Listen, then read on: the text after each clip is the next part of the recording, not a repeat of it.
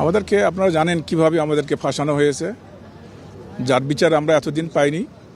আপনাদের এই আন্দোলনের মাধ্যমে, এই সমাজের আন্দোলনের মাধ্যমে আমাদের মুক্তির ব্যবস্থা হয়েছে। এই জন্য সবাইকে আমি সাধুবাদ জানাই। আমরা যারা মুক্তি পাইছি এবং যারা আমাদের মুক্তির অপেক্ষায় আছে তাদের মুক্তির জন্য আপনারা কথা বলবেন সবাই, এটা আমার অনুরোধ রইল সবার প্রতি। আমি 8 সালে অফিসার হয়েছিলাম, তখন আমি র্যাবে ছিলাম। যাই হোক, আল্লাহ পাক আমাকে যে কোনো কালের কর্মে নিয়ে আসছে এখানে জেলখানায়। 16টা বছর আমি জেলের ঘাঁয়ে টেনে গেলাম। আমি হারাইছি পরিবারের সবাইকে, এখন শুধু আল্লাহ আমাকে রাখছে। সবাইকে বলতে কাকে কাকে? বলছে বাবা হারাইছি, মা শয্যাশায়ী, জানি না বেঁচে আছে কিনা যায় না। আমি বিডিআর দাওয়াতে আসলাম, র্যাব থেকে দাওয়াত খেতে।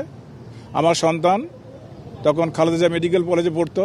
আমি বিভাগীয় কর্মকর্তা হিসাবে পোস্টিং ছিল ফেনীতে। আমাকে এই ধরনের নাটক সাজায় আমাকে এখানে রাখা হয়েছে। আমি এই 16 বছর আমার কোনো সাক্ষী নাই, কিচ্ছু নাই। আমি পূর্ণ সুযোগ সুবিধা চাই আপনাদের মাধ্যমে, দেশবাসীকে জানাই, বিশ্ববাসীকে আমি জানাতে চাই যে আমি নির্দোষ, আমি নির্দোষ, আমি নির্দোষ। আমার সাবঅর্ডিনেট সদস্য যারা আছে তারাও নির্দোষ। এটা চালিয়ে আমরা বিভিন্নভাবে আটকে গেছি, আমাদের আটকায় ফেলা হয়েছে, আমাদের মুখ বন্ধ রাখা হয়েছিল, আমরা মুখ খুলতে পারি নাই। আপনাদের মাধ্যমে আজকে মুখ খুলে কথা বললাম। আমি চাই আপনারা আমার এই মুখ খোলা কথাটুকু সবার কাছে জানাই দেবেন। আমরা নির্দোষ ছিলাম, আমরা নির্দোষ ছিলাম, আমরা নির্দোষ ছিলাম।